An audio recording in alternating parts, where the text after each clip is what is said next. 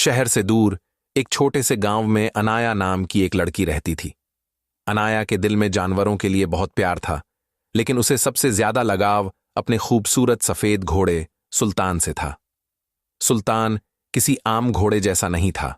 वह समझदार, ताकतवर और बहुत ही रहस्यमयी था।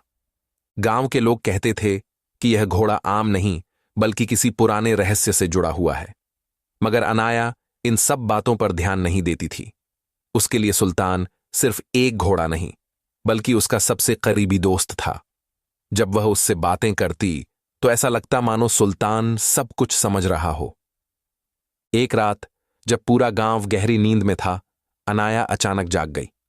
उसे महसूस हुआ कि कोई उसके कमरे के बाहर खड़ा है। जब उसने खिड़की से झांका तो वहां सुल्तान था, लेकिन वह वैसा नहीं दिख रहा था जैसा दिन में होता था। उसकी आंखें चमक रही थीं और उसके शरीर से हल्की हल्की धुंध उठ रही थी। अनाया का दिल जोरों से धड़कने लगा। यह सब क्या था? क्या सुल्तान कोई आम घोड़ा नहीं था? लेकिन वीडियो में आगे बढ़ने से पहले आप वीडियो को लाइक और चैनल को सब्सक्राइब जरूर कर दें। ऐसी वीडियो बनाने में बहुत मेहनत लगती है, तो चैनल को सब्सक्राइब जरूर करें। आइए देखते हैं ये वीडियो। अनाया की आंखें फटी रह गईं। सुल्तान की चमकती आंखें उसे घूर रही थीं, मानो वह उससे कुछ कहना चाहता हो। वह डर और हैरानी के बीच झूल रही थी। यह उसका वही घोड़ा था जिसे वह बचपन से पाल रही थी, मगर आज रात वह कुछ अलग ही नजर आ रहा था। साहस जुटाकर अनाया धीरे धीरे अपने कमरे से बाहर निकली। उसकी नंगे पांव जमीन पर पड़ते ही हल्की ठंडक का एहसास हुआ, लेकिन उसे इस बात की परवाह नहीं थी। वह सुल्तान के करीब पहुंची और हल्के से उसके माथे पर हाथ रखा। घोड़े का शरीर हल्का गर्म था, लेकिन जैसे ही उसने उसे छुआ, एक अजीब सा झटका लगा। यह क्या था? अनाया ने फुसफुसाते हुए कहा। सुल्तान ने गहरी सांस ली और उसकी आंखों में देखने लगा। अनाया को एक पल के लिए महसूस हुआ कि जैसे वह कोई इंसान हो, एक इंसान जो किसी कैद में है, जो कुछ कहना चाहता है मगर बोल नहीं सकता। अचानक हवा में हलचल होने लगी, पेड़ हिलने लगे और दूर कहीं से किसी के पैरों की आहट सुनाई दी। अनाया का दिल जोरों से धड़कने लगा। ये कौन आ रहा है इतनी रात को? उसने सोचा। सुल्तान ने तेजी से अपना सिर घुमाया और सामने घूरने लगा। कुछ था वहां, कोई छिपा हुआ था, मगर कौन? अनाया की सांसें तेज हो गईं। अंधेरी रात में हवाओं की सरसराहट और पेड़ों की हलचल के बीच किसी की मौजूदगी साफ महसूस हो रही थी। वह घबराकर चारों ओर देखने लगी, मगर घने अंधेरे में कुछ नजर नहीं आ रहा था। कौन है वहां? उसने हिम्मत जुटाकर आवाज दी। कोई जवाब नहीं आया, मगर सुल्तान का व्यवहार अचानक बदल गया। वह जमीन पर अपने खुर मारने लगा, जैसे किसी खतरे को भांप रहा हो। उसकी आंखें अब और भी ज्यादा चमकने लगी थीं। अनाया ने महसूस किया कि उसके शरीर से हल्की गर्माहट निकल रही थी। अचानक झाड़ियों के पीछे से एक परछाई निकली। वह धीरे धीरे अनाया की तरफ बढ़ रही थी। उसकी चाल अजीब थी, जैसे कोई इंसान नहीं बल्कि कोई और ही चीज हो। अनाया के रोंगटे खड़े हो गए। सुल्तान एक कदम आगे बढ़ा और जमीन पर जोर से खुर मारा। उसी पल वह परछाई ठिठक गई और कुछ फुसफुसाने लगी। अनाया ने ध्यान से सुना। वह कोई अनजान भाषा थी, कुछ ऐसी जिसे उसने पहले कभी नहीं सुना था। मगर अजीब बात यह थी कि उसे हर शब्द समझ आ रहा था। तुम्हें यहां नहीं होना चाहिए लड़की, वह परछाई बुदबुदाई। अनाया का दिल दहल उठा। यह कौन है और यह मुझसे ऐसा क्यों कह रहा है? सुल्तान एकदम चौकन्ना हो गया। उसकी सांसें तेज चलने लगीं और वह जैसे किसी भी पल हमला करने को तैयार था। तुम कौन हो? अनाया ने हिम्मत जुटाकर पूछा। परछाई मुस्कुराई, मगर उसकी मुस्कान में एक डरावनी सिहरन थी। तुम्हें यहां से चले जाना चाहिए, वरना क्या? अनाया ने घबराकर पूछा। परछाई की आंखें चमकीं और उसने धीरे से कहा, वरना तुम उस सच्चाई से वाकिफ हो जाओगी जिसे जानना तुम्हारे लिए खतरनाक है। और अगले ही पल वह हवा में घुल गई। अनाया सुन्न हो गई। यह सब क्या था? कौन था वह? और सबसे बड़ी बात, क्या सुल्तान का इस रहस्य से कोई संबंध था? अनाया की आंखें अभी भी उस जगह टिकी थीं जहां वह रहस्यमयी परछाई गायब हुई थी। उसके दिल की धड़कनें तेज थीं, दिमाग उलझा हुआ था। यह सब क्या था? वो कौन था और उसने ऐसा क्यों कहा? सुल्तान अब भी बेचैन था। उसके शरीर से हल्की हल्की गर्माहट निकल रही थी और उसकी चमकती आंखें अंधेरे में किसी अनजाने खतरे की तलाश कर रही थीं। अनाया घबराकर घोड़े के पास आई और उसके गले से लग गई। सुल्तान, क्या तुम जानते हो कि यह सब क्या हो रहा है? उसने धीरे से पूछा। सुल्तान ने कोई प्रतिक्रिया नहीं दी, मगर अगले ही पल उसने अनाया को हल्के से अपनी नाक से छुआ, जैसे उसे दिलासा दे रहा हो। अचानक गांव की मस्जिद से सुबह की अजान की आवाज गूंजी। अनाया को हल्का सुकून मिला।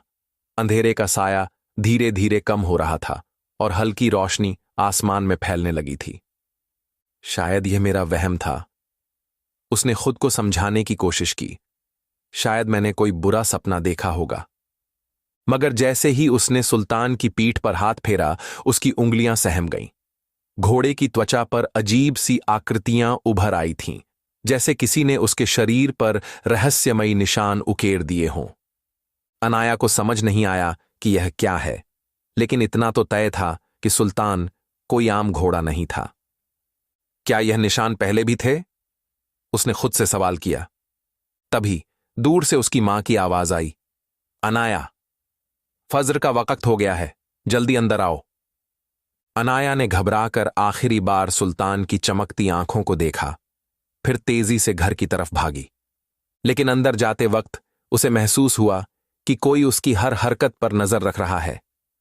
अनाया के कदम भारी हो चुके थे। जैसे ही वह घर के अंदर आई, उसका दिल अब भी जोरों से धड़क रहा था। वह सीधे अपने कमरे में गई और दरवाजा बंद कर लिया, मगर उसके दिमाग में सुल्तान के शरीर पर बने अजीब निशान और वो रहस्यमयी परछाई घूम रहे थे। ये सब क्या था? क्या मैं कोई ख्वाब देख रही थी या ये सच में हुआ? वह खिड़की से झांक कर देखने लगी। सुल्तान अब भी वहीं खड़ा था, मगर अब वह शांत दिख रहा था। उसकी आंखों की चमक भी पहले जैसी नहीं थी। ऐसा लग रहा था जैसे कुछ हुआ ही ना हो। क्या यह सब मेरे दिमाग का खेल था? सुबह की नमाज के बाद अनाया ने फैसला किया कि उसे इस रहस्य का पता लगाना होगा। पूरे दिन वह सुल्तान के आसपास ही रही, लेकिन वह आम घोड़ों की तरह ही बर्ताव कर रहा था। शाम होते ही अनाया गांव के बुजुर्ग हकीम चाचा के पास गई। वह गांव के सबसे समझदार लोगों में से एक थे और पुराने रहस्यों के बारे में जानते थे। बेटा, तुम इतनी परेशान क्यों लग रही हो? हकीम चाचा ने पूछा। अनाया ने हिचकिचाते हुए कहा, चाचा, अगर कोई घोड़ा बहुत ज्यादा समझदार हो और कभी कभी उसकी आंखें चमकने लगें, तो क्या इसका कोई मतलब होता है? हकीम चाचा ने गहरी नजर से उसे देखा और फिर धीरे से बोले, हर जानवर आम नहीं होता, अनाया। कभी कभी कुछ चीजें इंसान की समझ से परे होती हैं। लेकिन तुम यह सवाल क्यों पूछ रही हो? अनाया को समझ नहीं आया कि उसे सच बताना चाहिए या नहीं, मगर इससे पहले कि वह कुछ कहती, हकीम चाचा खुद बोल उठे, क्या यह सवाल तुम अपने उस घोड़े सुल्तान के बारे में पूछ रही हो? अनाया चौंक गई। चाचा, आपको कैसे पता कि मैं सुल्तान के बारे में बात कर रही हूं? हकीम चाचा ने गहरी सांस ली और बोले, क्योंकि सुल्तान कोई आम घोड़ा नहीं है बेटा। उसके साथ एक ऐसा राज्य जुड़ा है जिसे जानना तुम्हारे लिए खतरनाक हो सकता है। अनाया के रोंगटे खड़े हो गए। कैसा राज? उसने घबराई आवाज में पूछा। हकीम चाचा ने इधर उधर देखा, फिर धीरे से फुसफुसाए, अगर तुम सच में सुल्तान के बारे में जानना चाहती हो तो आधी रात को पुराने पीपल के पेड़ के पास आना। लेकिन याद रखना, जो सच्चाई तुम्हें मिलेगी उसे जानने के बाद तुम्हारी जिंदगी पहले जैसी नहीं रहेगी। अनाया सुन्न हो गई। आधी रात, पीपल का पेड़, एक खतरनाक सच।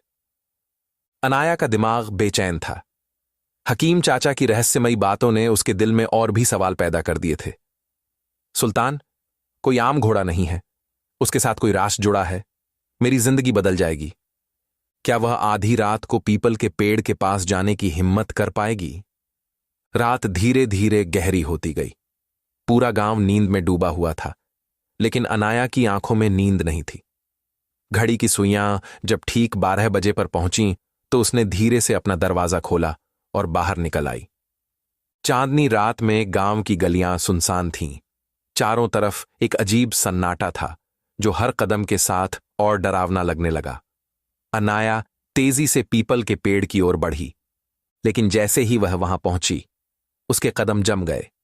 हकीम चाचा पहले से वहां खड़े थे, मगर अकेले नहीं। उनके सामने एक और आदमी खड़ा था जिसका चेहरा ढका हुआ था। तुम आ गई अनाया, हकीम चाचा ने धीमे स्वर में कहा। अनाया की नजर उस अजनबी पर पड़ी। यह कौन है? उसने घबराकर पूछा। अजनबी ने धीरे धीरे अपना चेहरा खोला। अनाया के मुंह से हल्की चीख निकल गई। वह चेहरा उसे कहीं न कहीं जाना पहचाना लग रहा था, मगर वह पहचान नहीं पा रही थी कि यह कौन था। मैं वही हूं जिससे तुम रोज मिलती हो, अनाया, वह आदमी रहस्यमयी आवाज में बोला। क्या? अनाया ने अचंभे से कहा। अगले ही पल कुछ ऐसा हुआ जिससे उसकी आंखें हैरत से फैल गईं। उस आदमी के शरीर पर हल्की हल्की चमक उठने लगी और फिर उसकी आंखों में वही चमक उभर आई, वही चमक जो सुल्तान की आंखों में थी। अनाया का पूरा शरीर सुन्न हो गया। यह कैसे हो सकता है? हकीम चाचा ने गहरी सांस ली और बोले, अब समय आ गया है कि तुम सच्चाई जानो। अनाया, सुल्तान कोई आम घोड़ा नहीं है, वह इंसान था और वह फिर से इंसान बन सकता है। अनाया की सांसें रुकने लगीं। क्या मतलब? अजनबी ने उसकी तरफ देखा और कहा, अनाया, तुमने मुझे हमेशा सुल्तान के रूप में जाना, लेकिन मैं वो नहीं हूं जो तुमने समझा था। मैं इंसान हूं जिसे किसी ने घोड़े में बदल दिया है, और अब यह तुम पर है कि तुम मुझे वापस इंसान बना सकती हो या नहीं। अनाया की पूरी दुनिया उलट चुकी थी। क्या यह हकीकत थी या कोई ख्वाब? क्या वाकई उसका सबसे प्यारा सुल्तान इंसान था? और अगर था तो उसे घोड़े में क्यों बदला गया? अनाया को लगा जैसे उसकी जमीन हिल गई हो। उसका दिमाग सुन्न पड़ चुका था। सुल्तान इंसान? यह कैसे मुमकिन है? उसके दिल की धड़कन तेज हो गई। वह पीछे हटने लगी, मगर उसके कदम जैसे जम गए थे। वह अजनबी, जिसकी आंखों में वही चमक थी जो सुल्तान की आंखों में थी, उसकी तरफ देख रहा था। तुम झूठ बोल रहे हो, अनाया ने कांपती आवाज में कहा। अजनबी हल्की मुस्कान के साथ बोला, अगर यह झूठ होता तो क्या तुमने कभी सोचा कि मेरे अलावा कोई दूसरा घोड़ा तुम्हारे साथ ऐसा व्यवहार क्यों नहीं करता? अनाया को याद आने लगा। सुल्तान की आंखों में वो समझदारी, वो लगाव जो किसी आम घोड़े में नहीं हो सकता। वह हमेशा उसकी बात समझता था, उसकी हर तकलीफ को महसूस करता था, जैसे वह कोई इंसान हो।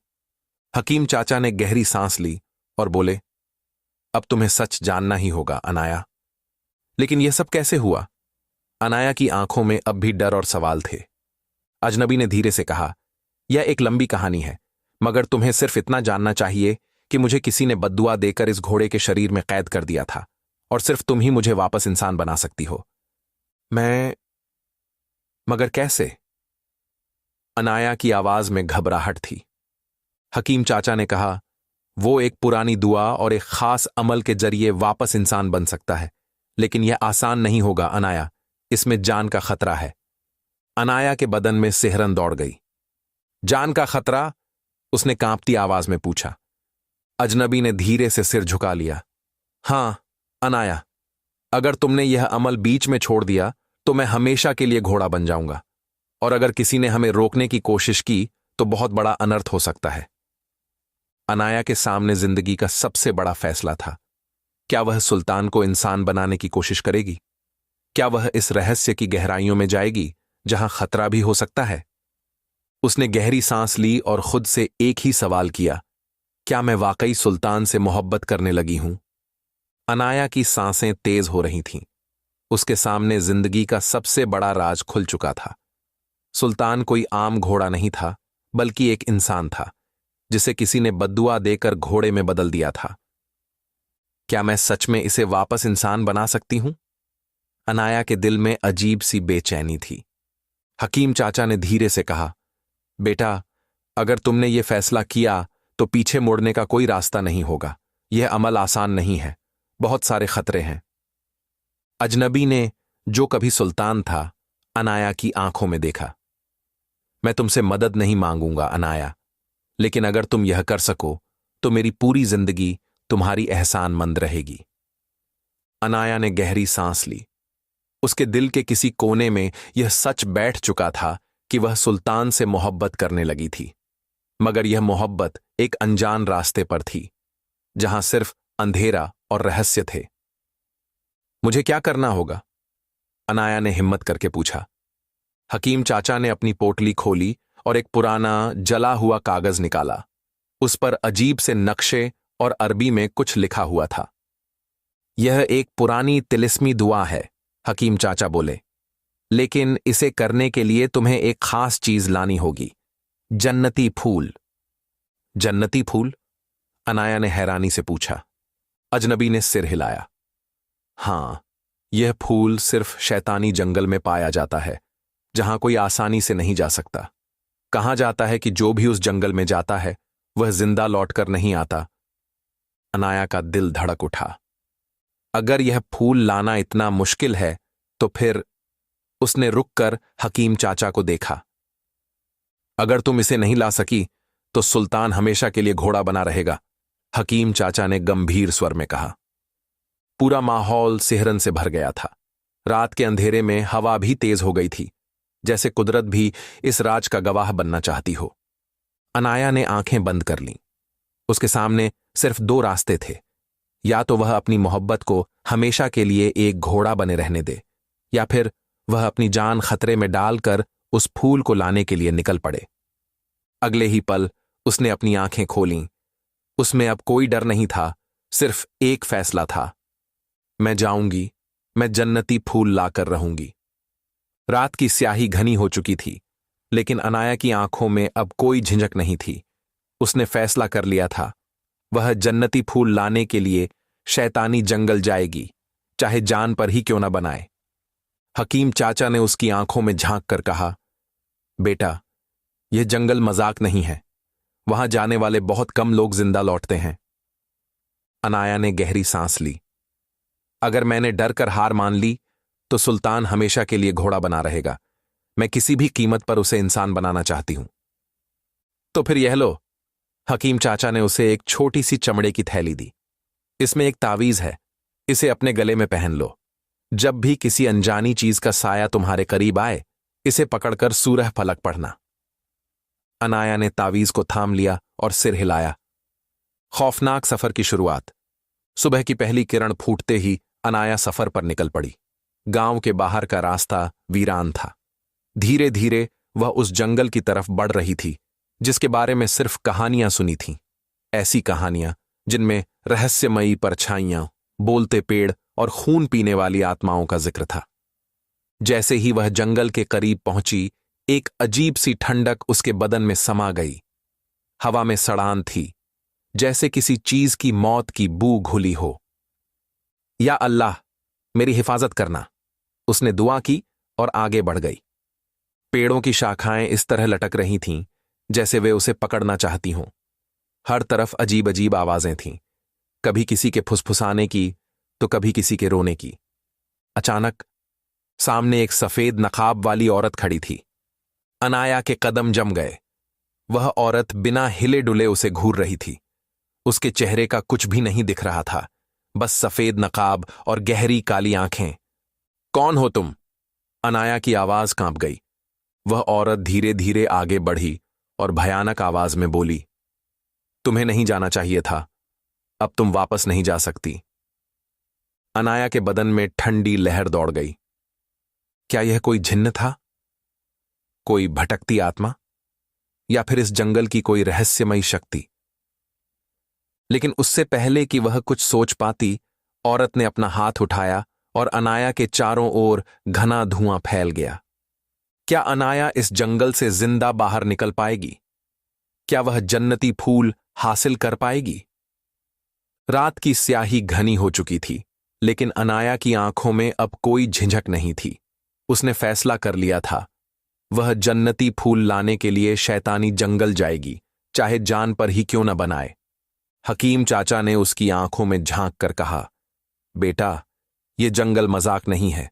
वहां जाने वाले बहुत कम लोग जिंदा लौटते हैं। अनाया ने गहरी सांस ली।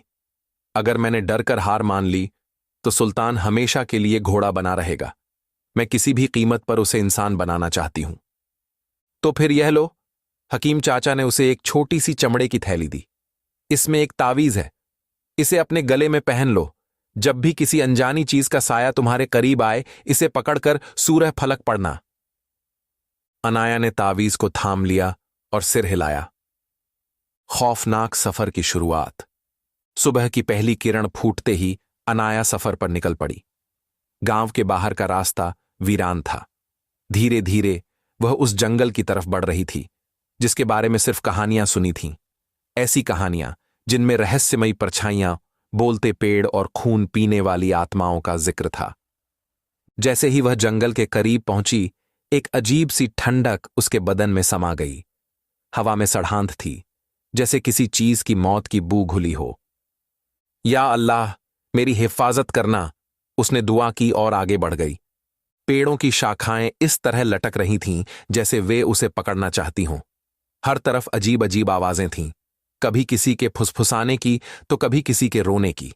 अचानक सामने एक सफेद नकाब वाली औरत खड़ी थी।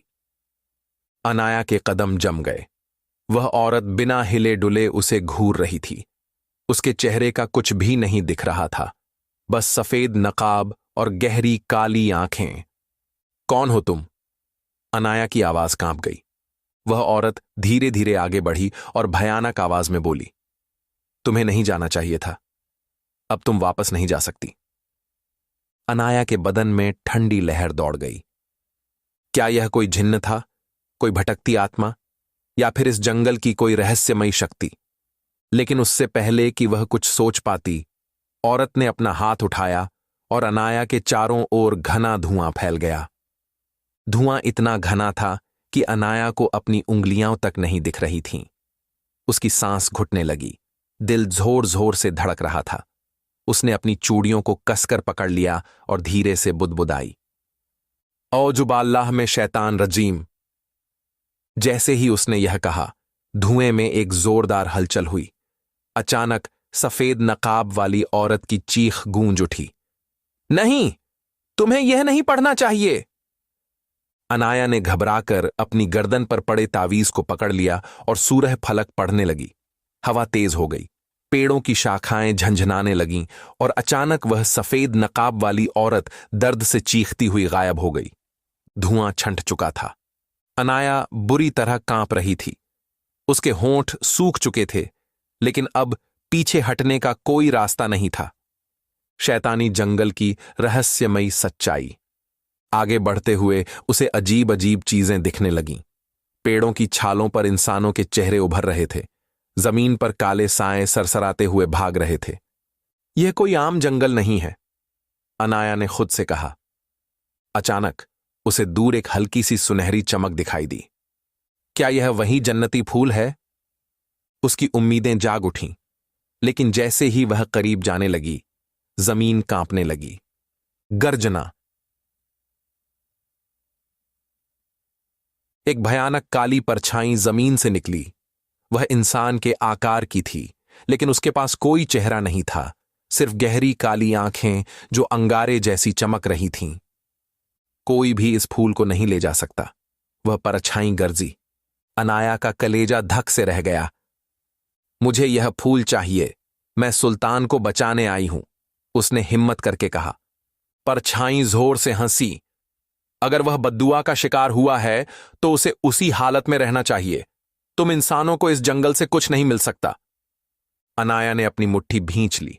उसे याद आया कि हकीम चाचा ने कहा था, इस तावीज को पकड़कर सच्चे दिल से दुआ मांगना, अल्लाह तुम्हारी मदद करेगा।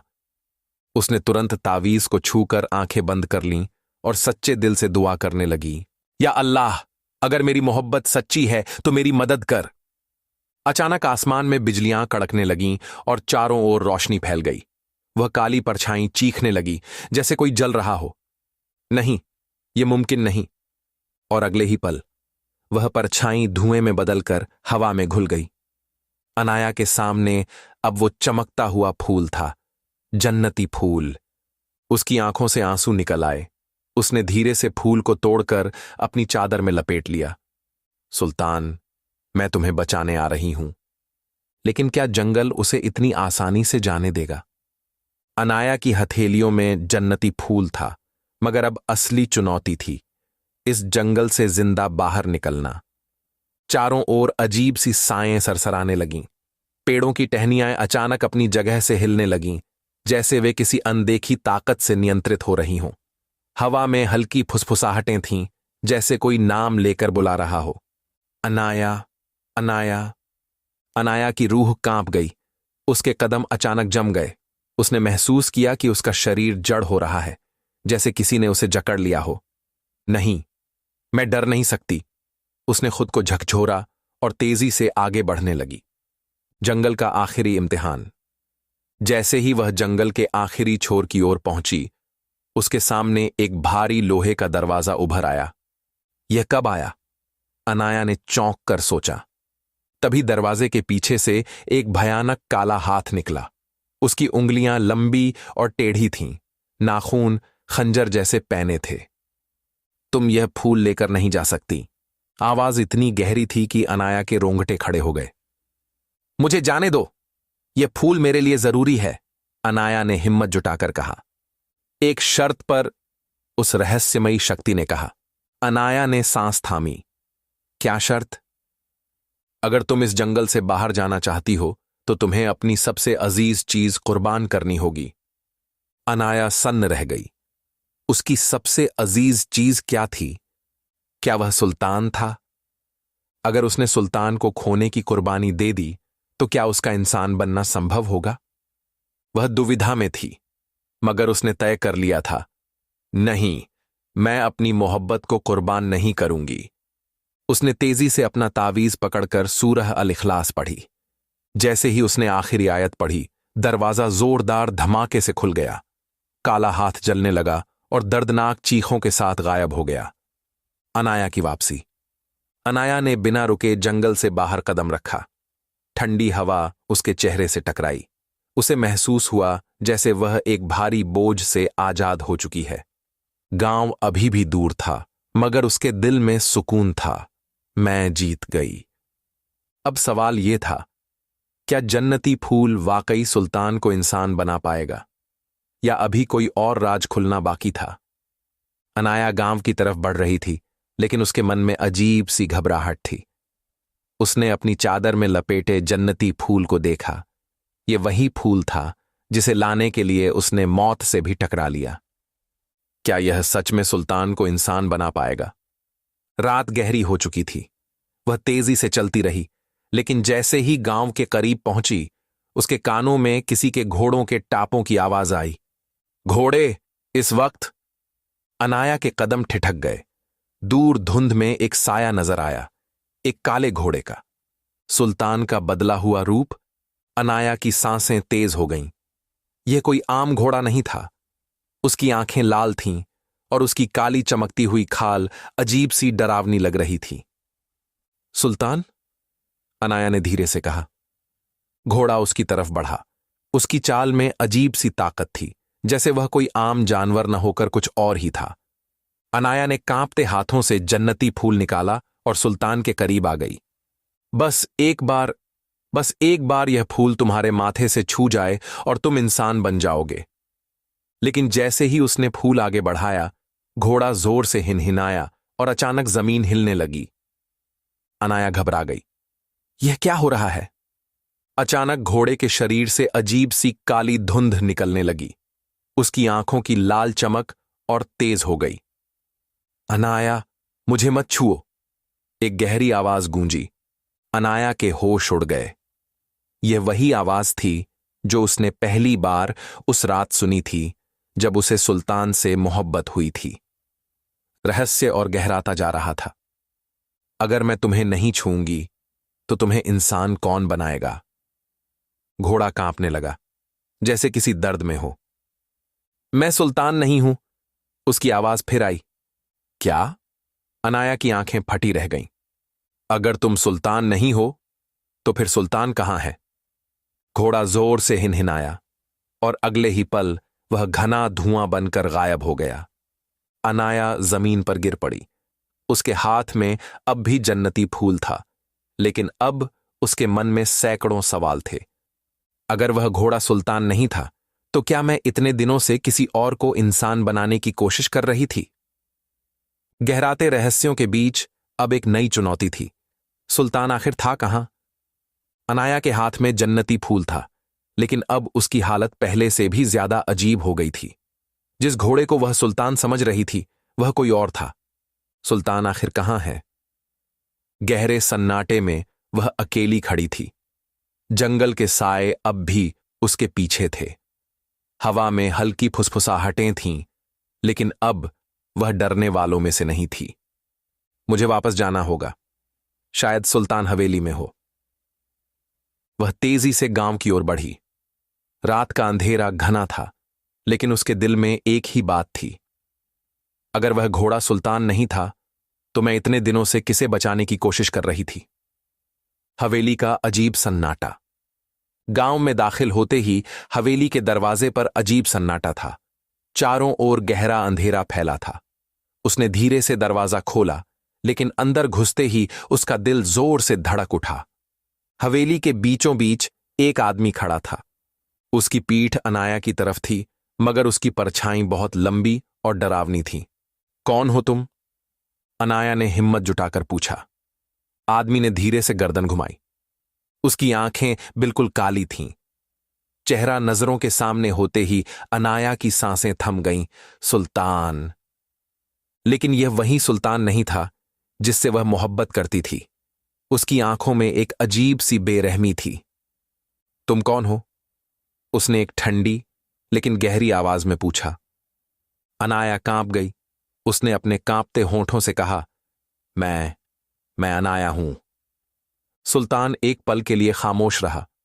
फिर उसके चेहरे पर एक हल्की सी मुस्कुराहट आई। अनाया, हां, तुम अब भी मुझे बचाना चाहती हो? अनाया को उसकी हंसी अजीब लगी। तुम ठीक तो हो सुल्तान? सुल्तान धीरे धीरे आगे बढ़ा। तुम समझ नहीं पाई अनाया, मैं अब पहले जैसा नहीं रहा। अनाया ने घबराकर पीछे कदम रखा। सच सामने आ रहा था। तुम्हें क्या हो गया है? अनाया की आंखों में आंसू थे। सुल्तान ने उसे गहरी नजरों से देखा और कहा, तुम जिस जन्नती फूल को लेकर आई हो, वह अब मेरे लिए बेकार है। बेकार? यह तुम्हें इंसान बना सकता है। सुल्तान जोर से हंसा। अनाया, मैं अब इंसान बनना नहीं चाहता। अनाया के पैरों तले जमीन खिसक गई। क्या? मैं अब सिर्फ घोड़ा नहीं हूं अनाया, मैं कुछ और बन चुका हूं। अनाया की आंखों में डर साफ था। सुल्तान, यह तुम क्या कह रहे हो? सुल्तान ने एक गहरी सांस ली और कहा, क्योंकि अब मैं एक शापित रूह बन चुका हूं। अनाया की दुनिया हिल गई। सुल्तान अब सिर्फ एक घोड़ा नहीं था, बल्कि एक अंधेरे रहस्य से घिरा हुआ था। अब क्या करेगी अनाया? क्या वह सुल्तान को इस अजीब शाप से निकाल पाएगी? अनाया की सांसें तेज हो गईं। सुल्तान के शब्द अब भी उसके कानों में गूंज रहे थे। मैं अब सिर्फ घोड़ा नहीं हूं, मैं एक शापित रूह बन चुका हूं। उसके दिल में अजीब सी बेचैनी उठी। जिस सुल्तान को वह बचाने के लिए अपनी जान जोखिम में डाल चुकी थी, वही अब कह रहा था कि वह इंसान बनना नहीं चाहता। यह कैसे हो सकता है? सुल्तान की बदली हुई सच्चाई। अनाया ने कांपते हुए उसकी तरफ देखा। सुल्तान, ये सब क्या कह रहे हो? तुम तो हमेशा इंसान बनने का ख्वाब देखते थे, फिर अब अचानक। सुल्तान ने गहरी सांस ली। उसकी काली आंखों में एक अजीब सी उदासी थी। क्योंकि अब बहुत देर हो चुकी है अनाया। अनाया के चेहरे पर हैरानी थी। देर? देर किस चीज की? सुल्तान ने धीरे धीरे अपना हाथ उठाया। उसके हाथों पर काले धब्बे थे, जैसे किसी आग में जल चुके हों। जिस दिन तुम जंगल गई थीं, उसी दिन कुछ ऐसा हुआ जो सब कुछ बदल चुका है। शाप की असली सच्चाई। अनाया की आंखें चौड़ी हो गईं। क्या हुआ था उस दिन?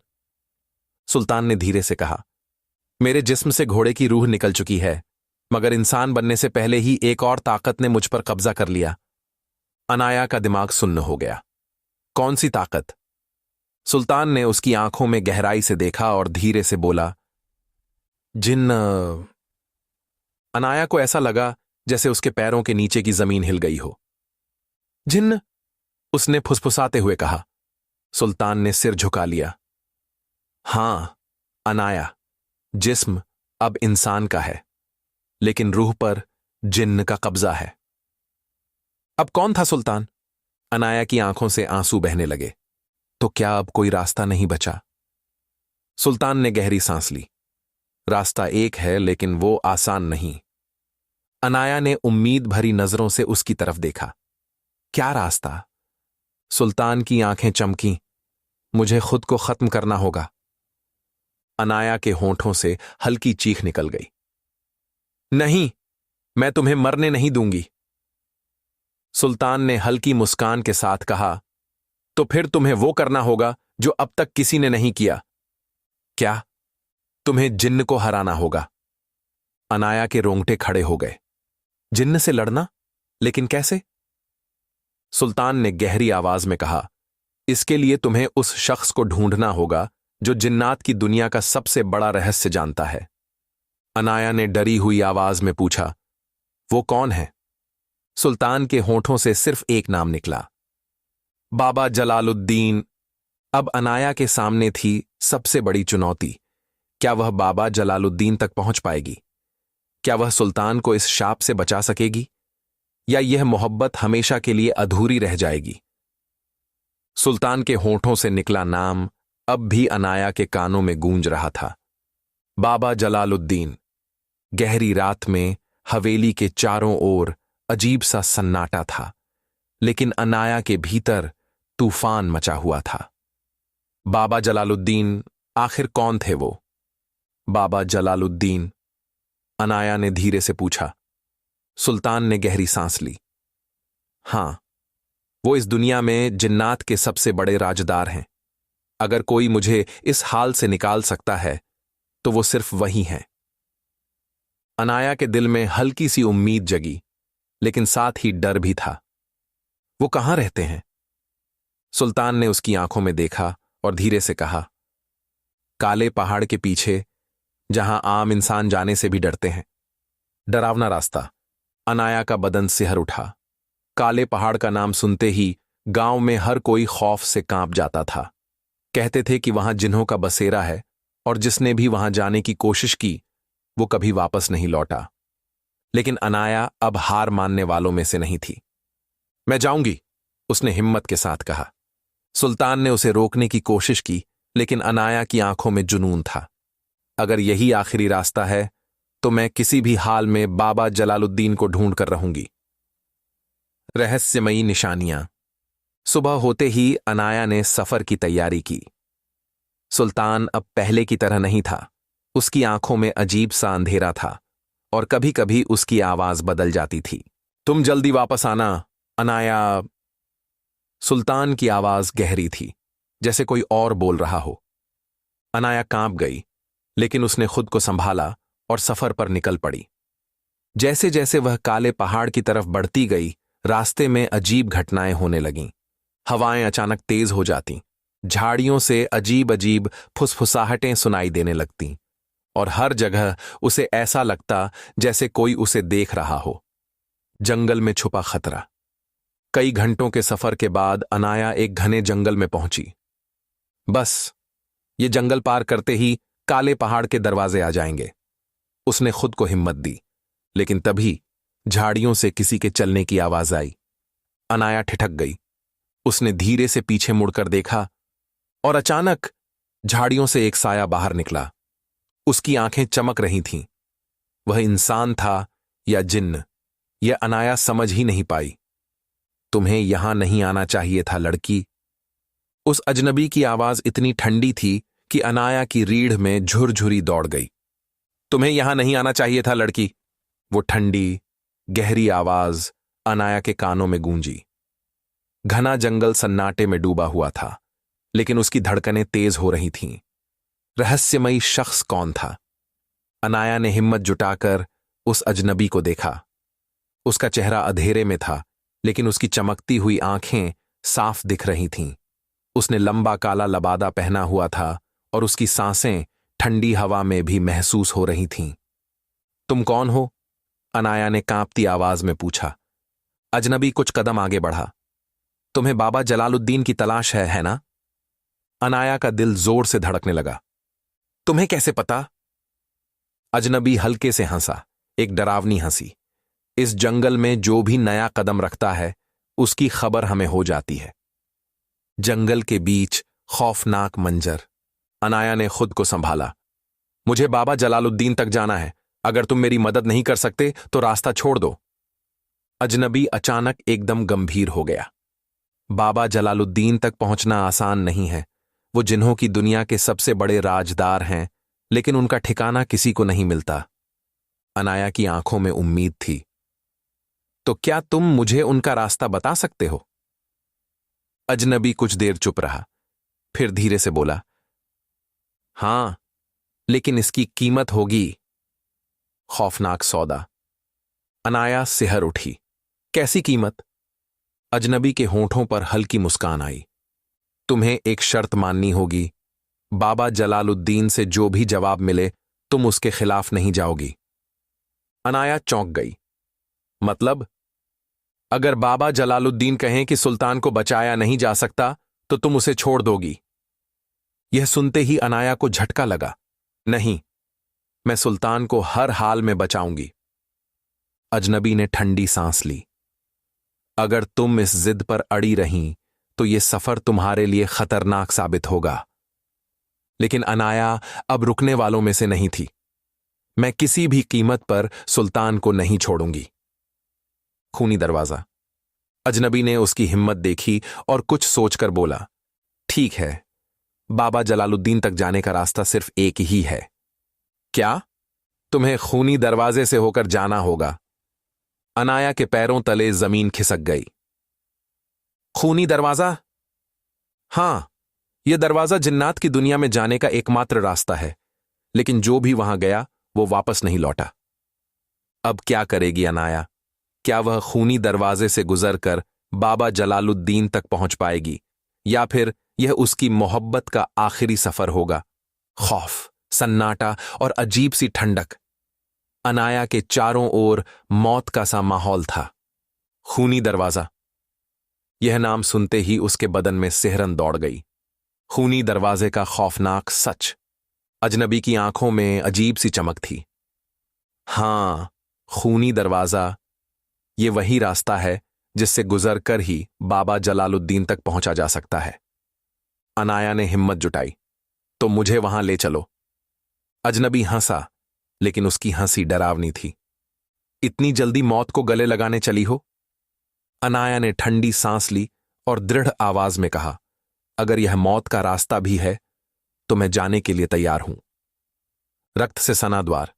अजनबी ने धीरे से कहा, ठीक है, लेकिन याद रखना, इस दरवाजे के पार जो भी गया वो कभी पहले जैसा नहीं रहा।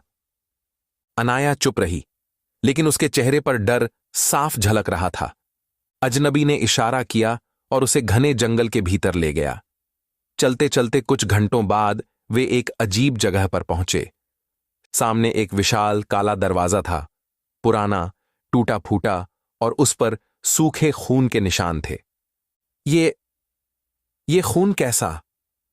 अनाया ने कांपते हुए पूछा। अजनबी ने गहरी सांस ली। ये उन लोगों का खून है जो अंदर तो गए मगर वापस नहीं आए। दरवाजे के पार मौत या रहस्य। अनाया का दिल जोरों से धड़कने लगा। उसने खुद को संभाला और दरवाजे की तरफ कदम बढ़ाया। अचानक दरवाजा खुद ब खुद चरमराने लगा। उसके अंदर से अजीब अजीब आवाजें आने लगीं, जैसे कोई दर्द में चीख रहा हो, जैसे किसी की सिसकियां गूंज रही हों। अनाया ने अपने कान बंद कर ली। क्या तुम अब भी अंदर जाना चाहती हो? अजनबी ने पूछा। अनाया ने गहरी सांस ली और धीमे से कहा, हां, तो फिर तैयार हो जाओ। अचानक अजनबी ने कोई रहस्यमयी शब्द पढ़ा और दरवाजा झटके से खुल गया। सामने अंधकार से भरी एक सुरंग थी, जहां से ठंडी अजीब सी हवा बह रही थी। अनाया ने एक पल के लिए गहरी सांस ली। उसके दिल की धड़कनें तेज हो गईं। दरवाजे के पार पहली झलक। जैसे ही अनाया ने पहला कदम अंदर रखा, उसे ऐसा महसूस हुआ जैसे समय ठहर गया हो।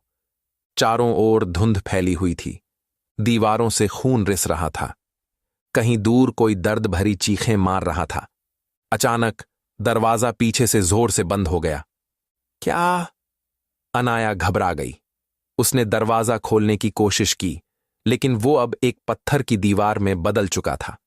रास्ते में छुपे साए। अनाया ने अपने अंदर हिम्मत जुटाई और धीरे धीरे आगे बढ़ी। हर तरफ साए ही साए थे, कुछ घुटनों के बल चलते हुए, कुछ हवा में तैरते हुए, लेकिन उनके चेहरे साफ नहीं दिख रहे थे। ये कौन है? अनाया ने खुद से बुदबुदाया। ये वो हैं जो यहां से वापस नहीं जा सके। अनाया चौंक गई। आवाज उसके पीछे से आई थी। जैसे ही उसने मुड़कर देखा, एक परछाई उसकी तरफ बढ़ रही थी। खौफनाक मंजर। उस परछाई के पास कोई चेहरा नहीं था, बस दो जलती हुई आंखें थीं। तू किसकी तलाश में आई है? वो अजीब आवाज में बोला। अनाया ने कांपते हुए जवाब दिया, बाबा जलालुद्दीन से मिलने आई हूं। उस परछाई ने एक पल को अजीब तरह से सिर झुकाया, फिर धीरे से बोला, अगर तुम्हें उनसे मिलना है तो एक इम्तिहान देना होगा। खौफनाक इम्तिहान। अनाया ने खुद को संभाला। कैसा इम्तिहान? उस परछाई ने धीरे धीरे अपनी काली उंगलियां उठाईं और सामने की दीवार की ओर इशारा किया। अचानक दीवार पर कुछ उभरने लगा, खून से लिखा हुआ, सुल्तान को बचाने के लिए तुझे अपनी सबसे प्यारी चीज कुर्बान करनी होगी। सबसे बड़ी कुर्बानी। अनाया के पैरों तले जमीन खिसक गई। मेरी सबसे प्यारी चीज? परछाई ने सिर हिलाया। हां, बिना कुर्बानी के तुम बाबा जलालुद्दीन तक नहीं पहुंच सकती। अनाया सोच में पड़ गई। उसके लिए सबसे प्यारी चीज क्या थी? खामोशी, सन्नाटा और एक बड़ा इम्तिहान। अनाया के सामने खून से लिखा इबारत चमक रही थी। सुल्तान को बचाने के लिए तुझे अपनी सबसे प्यारी चीज कुर्बान करनी होगी। उसके दिल की धड़कन तेज हो गई। क्या करे? क्या वो इस इम्तिहान से गुजर पाएगी? सबसे अजीज चीज। परछाई की जलती हुई आंखें उसे घूर रही थीं। बोलो लड़की, क्या कुर्बानी देने के लिए तैयार हो? अनाया का दिमाग घूमने लगा। सबसे अजीज चीज। उसकी आंखों में सुल्तान की तस्वीर उभर आई, वो घोड़ा जिससे उसने बेइंतहा मोहब्बत की थी। क्या मैं सुल्तान को खो दूंगी? उसका दिल कांप उठा। नहीं, मैं ऐसा नहीं होने दूंगी। रास्ता या धोखा? परछाई हंसी। अगर कुर्बानी नहीं दोगी तो तुम्हारा सफर यहीं खत्म हो जाएगा। दीवारों पर छायाएं और डरावनी हो गईं। तो फिर फैसला कर लो। अनाया की आंखों में आंसू आ गए। वो सोचने लगी, अगर मैं सुल्तान को ही खो दूं तो उसे बचाने का क्या मतलब? चौंकाने वाला जवाब। लेकिन तभी अनाया को एक बात याद आई।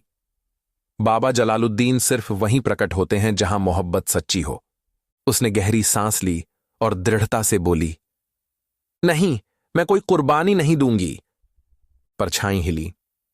क्या? अनाया ने आंखों में हिम्मत लाकर कहा, अगर मेरी मोहब्बत सच्ची है तो मुझे कुर्बानी की जरूरत नहीं। अगर बाबा जलालुद्दीन सच में मदद कर सकते हैं तो उन्हें मेरे दिल की सच्चाई खुद पता चल जाएगी। खौफनाक दरवाजा खुला। अचानक जमीन कांपने लगी। परछाई चीख पड़ी, नहीं, ये कैसे हो सकता है? चारों ओर हवा तेज चलने लगी।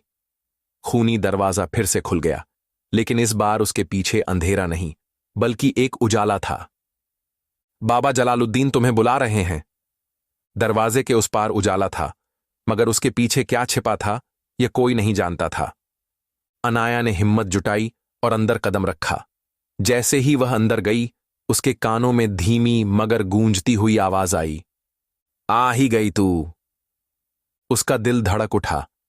सामने एक बूढ़ा आदमी बैठा था, सफेद कपड़ों में, लंबी दाढ़ी, आंखें ऐसी जो सब कुछ देख चुकी हों।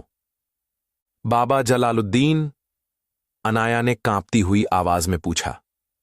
बाबा ने धीरे से सिर हिलाया। सबसे बड़ा सच? अनाया ने घबराकर पूछा। बाबा, सुल्तान कहां है? उसे क्या हुआ? क्या मैं उसे बचा सकती हूं? बाबा ने गहरी सांस ली और बोले, जो तुमने सोचा, क्या वो सच था? क्या तुमने कभी खुद से पूछा कि सुल्तान असल में क्या है? अनाया चौंक गई। मतलब? बाबा मुस्कुराए। सुल्तान कोई आम घोड़ा नहीं है। अनाया के रोंगटे खड़े हो गए। सुल्तान का रहस्य। बाबा ने हवा में एक इशारा किया। अचानक सामने एक धुंधली तस्वीर उभरी। उसमें एक खूबसूरत नौजवान खड़ा था, लंबा कद, गहरी आंखें और एक अजीब सी शाही शख्सियत। अनाया की आंखें फैल गईं। यह कौन है? बाबा की आंखों में एक अजीब सी चमक थी। यह सुल्तान है। क्या? अनाया को यकीन नहीं हुआ। मगर सुल्तान तो एक घोड़ा है। बाबा ने सिर हिलाया। नहीं, सुल्तान एक इंसान था, मगर उसे एक खौफनाक जादू ने घोड़े में बदल दिया। मोहब्बत का इम्तिहान। अनाया की आंखों में आंसू आ गए। तो मैं उसे वापस इंसान बना सकती हूं?